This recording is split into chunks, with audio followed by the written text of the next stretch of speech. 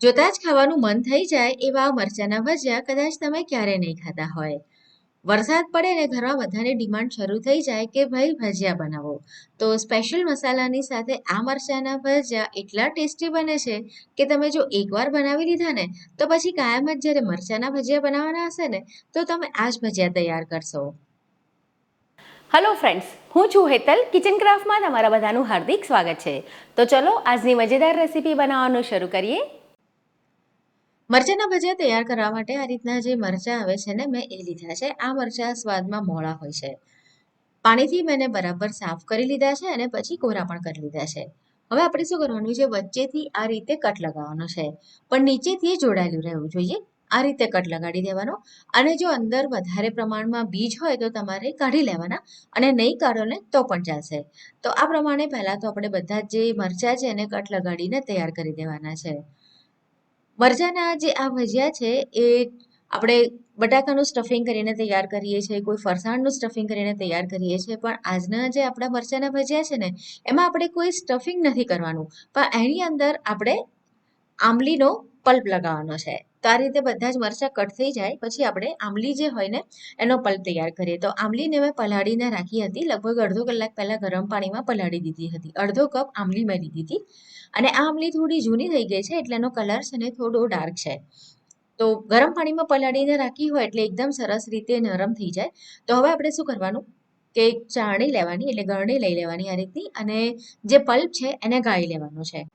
પાણી એની અંદર આપણે બહુ નથી નાખવાનું. જ્યારે મેં આંબલી પલાળી હતી ને ત્યારે અહીંયા આગળ મેં અડધો કપ જેટલું પાણી એની અંદર એડ કર્યું હતું. ગરમ પાણી અડધો કપ લીધું હતું ને એમાં જ આંબલી પલાળી હતી. આંબલી જો નરમ ના થઈ હોય ને તો તમારે એને મિક્સર જારમાં ગ્રાઇન્ડ કરી લેવાની. બધો જ પલ્પ અત્યારે તૈયાર થઈ ગયો છે. હું તમને બતાડું તો આ રીતની એની જાડી કન્સિસ્ટન્સી હોવી જોઈએ. જો આંબલી ન હોય તો તમે આમચૂર પાવડરને પાણીમાં પલાળીને આ રીતનો પલ્પ બનાવી શકો.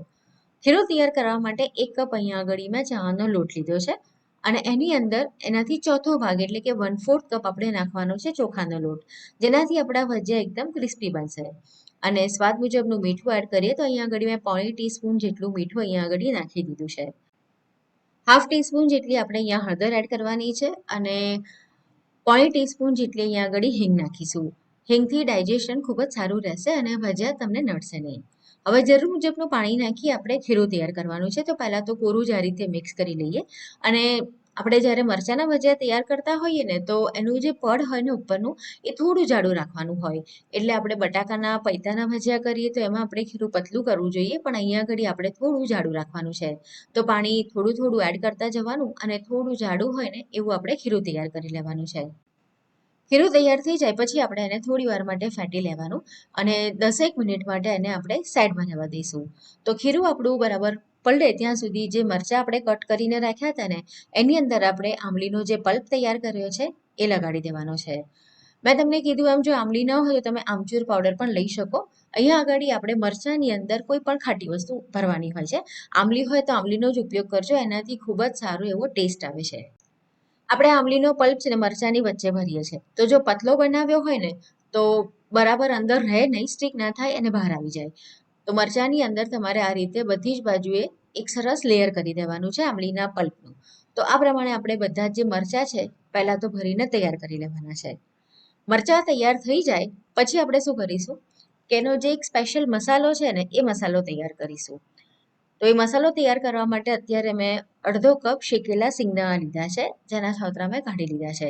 અને મિક્સર જારમાં આપણે એને અધકચરા વાટી લેવાના છે. બહુ વધારે ઝીણા ન થવા જોઈએ, આ રીતે થોડા એ આખા રહેવા જોઈએ, થોડા ટુકડા થવા જોઈએ. તો બસ આ રીતે આપણે એને તૈયાર કરી લઈશું. હવે મસાલો તૈયાર કરવા માટે આપણે એક પ્લેટની અંદર ડુંગળી લેવાની છે. મીડિયમ સાઇઝની મેં અત્યારે ડુંગળી લીધી છે, જેને મેં એકદમ ઝીણી કટ કરી લીધી છે. શિંગદાણા જે અધકચરા વાટ્યા હતા એ એની અંદર એડ કરી દઈએ, અને સાથે એડ કરવાનું છે મીઠું. પણ અહીંયા આગળ મેં કાળું મીઠું એટલે કે સંચળનો ઉપયોગ કર્યો છે, 1/2 ટીસ્પૂન. અને 1 ટીસ્પૂન અહીંયા આગળ મેં કાશ્મીરી લાલ મરચું લીધું છે. અને સાથે આપણે થોડી કોથમીર એડ કરી દેવાની છે. તો મેં 1/3 કપ જેટલી કોથમીર અહીંયા આગળ એડ કરી દીધી છે. અને બધી જ વસ્તુઓ હાથેથી સરસ રીતે મિક્સ કરવાની છે. હવે આ જે મસાલો તૈયાર કર્યો છે એને તમારે જ્યારે તમે ભજીયા ઉતારવાના હોય ને ત્યારે જ તૈયાર કરીને રાખવાનો, પહેલાંથી નહીં બનાવી દેવાનો. નહીંતર શું થશે કે ડુંગળીની અંદર મીઠું લાગશે ને તો મીઠાનું પાણી છૂટશે.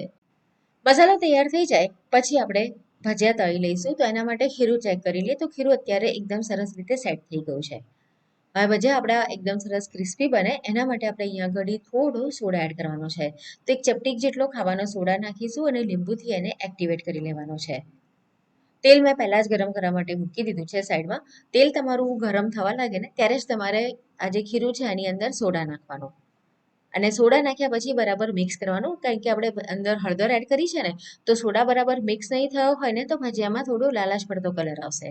અને આપણા જે ભજીયા છે એ એકદમ સરસ રીતે આપણે કોટ કરી શકીએ એના માટે શું કરીશું, આ બધું જ ખીરું એક ગ્લાસની અંદર કાઢી દઈશું. જુઓ, ગ્લાસમાં તમે કાઢ્યું હશે ને તો ઇઝીલી તમે એને ડીપ કરી શકશો અને તળવા માટે મૂકી શકશો. તેલ એકવાર બરાબર ગરમ થઈ જાય તો ગેસની ફ્લેમને આપણે મીડિયમ કરી દેવાની છે. અને મરચાં આપણે તળવા મૂકીએ પછી ગેસની ફ્લેમને મીડિયમ અને હાઈની વચ્ચે રાખવાની છે.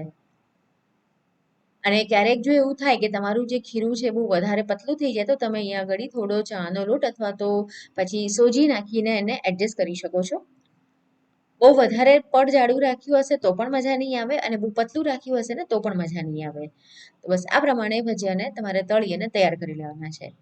થઈ ગયા છે, લગભગ 3 થી 4 મિનિટ જેટલો જ સમય લાગે છે, બહુ વધારે વાર નથી લાગતી. આ રીતે બધા ભજીયા તૈયાર થઈ જાય પછી શું કરવાનું, તમને એમ થશે કે સ્ટફિંગ તૈયાર કર્યું તો એ તો અંદર ભર્યું જ નહીં, પણ એ સ્ટફિંગ આપણે ભજીયા તૈયાર થઈ જાય ને પછી એની અંદર ભરવાનું છે. જનરલી આપણે જ્યારે ભજીયા બનાવીએ ત્યારે અંદર સ્ટફિંગ ભરીએ છીએ, પણ આમાં આપણે બહારથી સ્ટફિંગ ભરવાનું છે. તો વચ્ચેથી આ રીતે કટ લગાડી દેવાનો અને પછી આપણે જે સ્ટફિંગ તૈયાર કર્યું છે ને એ એની અંદર ભરવાનું છે. તમે ક્યારે પણ કદાચ આવા ભજીયા નહીં ખાધા હોય, એકવાર તમે ચોક્કસથી બનાવજો, ખાવામાં ખૂબ જ ટેસ્ટી લાગે છે. અને તમને એમ થશે કે આપણે અંદર ગોળ આમલીની ચટણી લગાવીએ તો, પણ આમાં જે ખટાશ છે ને આમલીની એના કારણે જ એનો ટેસ્ટ ખૂબ જ સરસ લાગે છે. એટલે ગોળ આમલીની ચટણી નહીં, પણ આ રીતે એકલો આમલીનો પલ્પ લગાવીને આ ભજીયા તમે ચોક્કસ ટ્રાય કરજો, ખૂબ જ પસંદ આવશે. તો જો રેસીપી પસંદ આવી હોય તો વિડીયોને લાઇક કરી તમારા ફ્રેન્ડ્સ અને ફેમિલીની સાથે એને જરૂર શેર કરો.